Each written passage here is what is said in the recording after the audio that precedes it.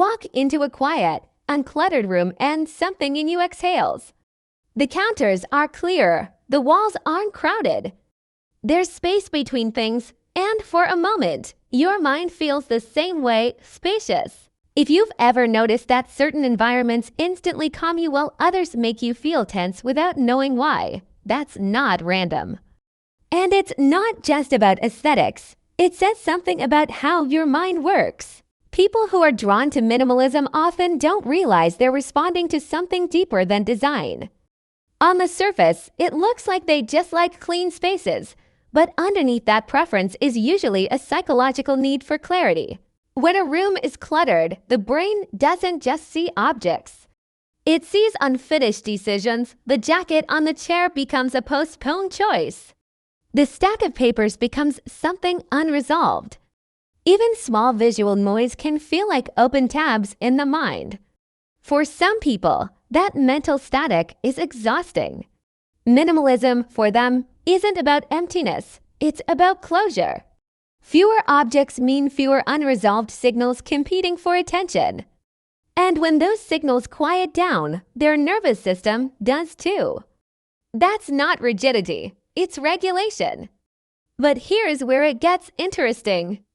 The real pull toward minimalism often isn't about control of space, it's about control of self. Many people who thrive with less tend to have a strong internal sense of agency. They don't believe happiness is hiding inside the next purchase. They don't feel deeply persuaded by trends or status symbols.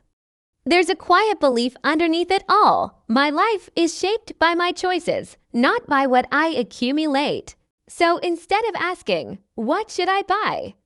Their mind asks, what actually matters? That shift changes everything. Owning less becomes a reflection of identity.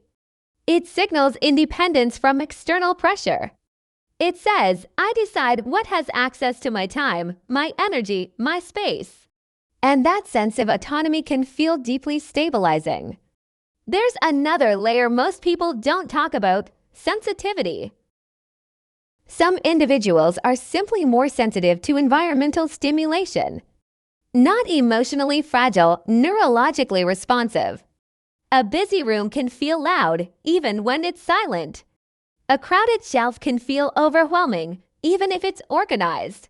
For these minds, simplicity isn't a trend, it's relief. Minimalism becomes a way to lower background noise. Not just visually, but mentally and emotionally. Often, this preference spills into other areas: simpler schedules, fewer social obligations, more intentional routines. It's an attempt to create coherence in a world that often feels overstimulating. And then there's time perspective. People drawn to minimalism often think ahead automatically.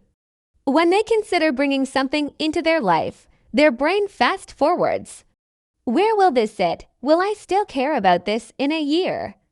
What will this require from me? That future-oriented thinking creates friction against impulse. It's not that they don't feel desire. They just feel consequences more vividly. So long-term ease wins over short-term excitement. Now, this doesn't mean minimalists are more evolved or more disciplined. And it doesn't mean people who love abundance are shallow or chaotic. Some minds genuinely thrive on variety and visual richness. Some people find comfort in collections, memories attached to objects, fullness. The difference is less about taste and more about psychological wiring. For some, less equals freedom. For others, less feels like deprivation. For some, space feels peaceful. For others, it feels empty. Minimalism, at its core, is often about reducing friction between the outer world and the inner one. It's a quiet alignment, a way of shaping the environment to match the mind's natural rhythm. And once you start seeing it through that lens, it stops being a design choice and starts being an identity pattern. It was never just about clean counters. It was about clarity, autonomy, regulation, future thinking. A nervous system that prefers calm over noise. Once you see that pattern, you can't really unsee it. And sometimes, simply understanding why you're drawn to something changes the way you understand yourself. If this explains something you felt but never put into words, there's always more beneath the surface to uncover.